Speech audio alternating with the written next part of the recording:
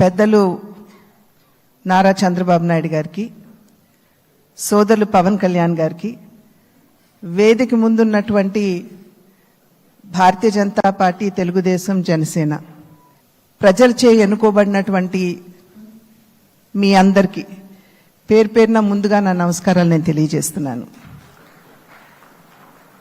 అనూహ్యమైనటువంటి విజయాన్ని మనం సాధించడం జరిగింది. పవన్ కళ్యాణ్ గారు మాట్లాడుతున్నటువంటి సందర్భంలో తెలియజేశారు. ఏ విధంగా ఢిల్లీలో మేము కూర్చున్నటువంటి సందర్భంలో ఆంధ్ర రాష్ట్రంలో జరిగినటువంటి ఎన్నిక జరిగిన తీరు మాత్రమే కాదు, 3 పార్టీల మధ్య ఏర్పడినటువంటి సమన్వయం ఒక రకంగా యావత్ భారతదేశానికి కూడా ఇది ఒక ఎగ్జాంపుల్గా నిలవాలి అని చెప్పి ఢిల్లీలో మాట్లాడుకున్నటువంటి మాట. అటువంటి సందర్భంలో కేవలం ఇక్కడ ఉన్నటువంటి నాయకులకి మాత్రమే కాకుండా ఈ 3 పార్టీలకి సంబంధించినటువంటి ప్రతి కార్యకర్తకి పేరు పేరున నేను శిరస్సు వంచి నా నమస్కారాలు తెలియజేస్తున్నాను.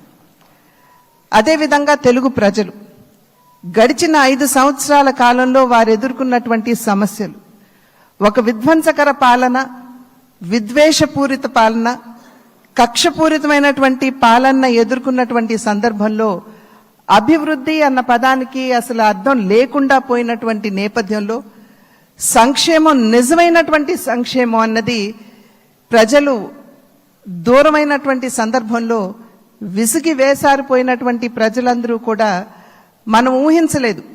ఇంతటి ఘనమైన విజయం మనం సాధించగలమని చెప్పి మనం ఊహించలేదు.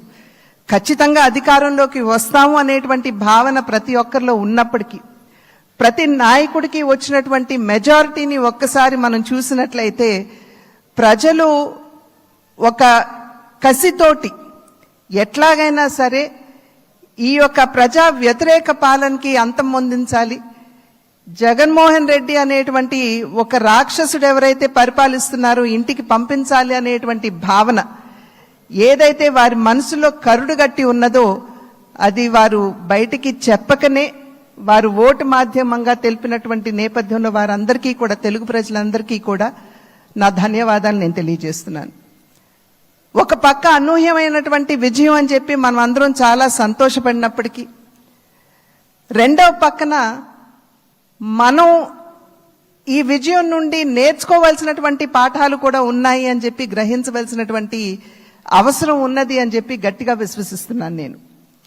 ఎందుకంటే ఎప్పుడైతే రాష్ట్ర అభివృద్ధిని మనం పట్టించుకోకుండా ప్రజల్ని నిజమైనటువంటి సంక్షేమానికి ఎప్పుడైతే మనం దూరం చేస్తామో, మాకు తెలుసు ఏ విధంగా నిర్ణయం చేయాలి అని చెప్పి ప్రజలు ఈ ఎన్నికల్లో ఓట్ల మాధ్యమంగా వారు మనకి ఒక హెచ్చరిక ఇచ్చారు అని చెప్పి నేనైతే భావిస్తున్నటువంటి నేపథ్యం.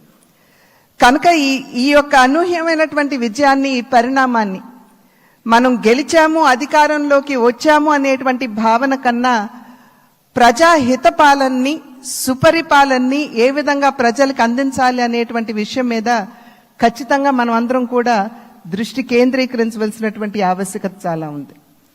ఆ సందర్భంలో ఈ 3 పార్టీల యొక్క కలయిక, ఒక్కసారి 3 పార్టీల యొక్క ఆలోచన విధానాన్ని కనుక మనం తరిచి చూసినట్లయితే, భారతీయ జనతా పార్టీ ఆది నుండి కూడా, ఎప్పుడైతే భారతీయ జనతా పార్టీ ఏర్పడిందో ఆనాటి నుండి కూడా సబ్కే సాత్ సబ్కా వికాస్ అనేటువంటి ఒక సంకల్పంతో ముందుకు వెళ్తున్నటువంటి వైనం మనందరికీ తెలుసు.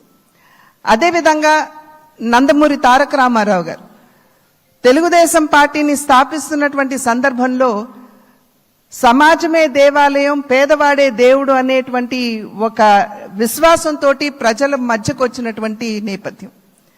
అదేవిధంగా జనసేన ఆవిర్భావం చూసినా కూడా సమాజంలో ఎక్కడైనా సరే పేదవాడికి, సాధారణ పౌరుడికి గనక అన్యాయం జరిగినట్లయితే గళం విప్పి ప్రశ్నిస్తాము అంటూ ముందుకు వచ్చినటువంటి నేపథ్యం.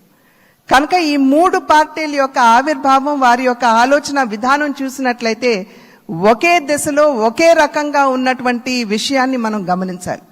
అంటే సమాజంలో ఉన్నటువంటి సాధారణ పౌరుడికి న్యాయం చేయాలి, పేదవాడికి నిజమైనటువంటి సంక్షేమాన్ని అందించాలి అనేటువంటి లక్ష్యం ఈ 3 పార్టీలకు ఉన్నటువంటి సందర్భంలో ఈ మూడు పార్టీల యొక్క కలయిక నిజంగా ఒకంత ఆలస్యమైనా కూడా ఇది రాష్ట్రానికి చాలా అవసరమైనటువంటి కలయిక అని చెప్పి నేను భావిస్తున్నాను. మరి నేను అనేక సందర్భాల్లో చెప్తూ ఉంటాను, ఈ మూడు పార్టీల యొక్క కలయిక చూసినప్పుడు ఒక త్రివేణి సంగమాన్ని మనం చూస్తున్నట్టుగా మనం భావించవలసినటువంటి నేపథ్యం.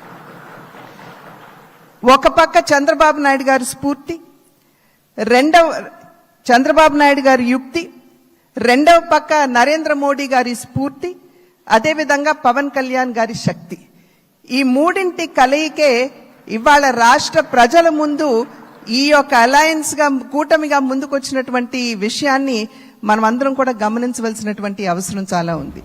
ఇందాక చెప్పినట్లుగా ప్రజా సంక్షేమ పాలనని, సుపరిపాలనని ఏ విధంగా ప్రజలకు అందించాలి అనేటువంటి విషయం మీద దృష్టి పెడుతూ కక్షపూరితంగా ముందుకు వెళ్లకుండా మనం కూడా మన కార్యకర్తలకి తెలియజేస్తూ వారిని కూడా ఒకంత శాంతింపపరుస్తూ, ఎందుకంటే గడిచిన 5 సంవత్సరాల కాలం వారు ఎదుర్కొన్నటువంటి సమస్యలు ఏదైతే ఉన్నాయో, ఇబ్బందులు ఏవైతే ఉన్నాయో వాటి నేపథ్యంలో ఒకంత అత్యుత్సాహం కావచ్చు ముందుకు వచ్చి మరి ఏ విధంగా మనం ముందుకు వెళ్ళాలి అనేటువంటి అంశం మీద దృష్టి సారిస్తున్నటువంటి సందర్భంలో మనం సంయమనాన్ని పాటించడం మాత్రమే కాకుండా మన కార్యకర్తలు కూడా మనం సమయాన్ని పాటించవలసినటువంటి ఆవశ్యకతని వారందరికీ తెలియజేయవలసినటువంటి బాధ్యత మన మీద ఉన్నది అని చెప్పి తెలియజేస్తూ, ఏదైతే ఇప్పుడు సోదరులు పవన్ కళ్యాణ్ గారు మరి ప్రతిపాదించారు, చంద్రబాబు నాయుడు గారిని మన నాయకుడిగా ఎన్నుకోవటం, నేను దాన్ని సమర్థిస్తున్నాను అని చెప్పి తెలియజేస్తూ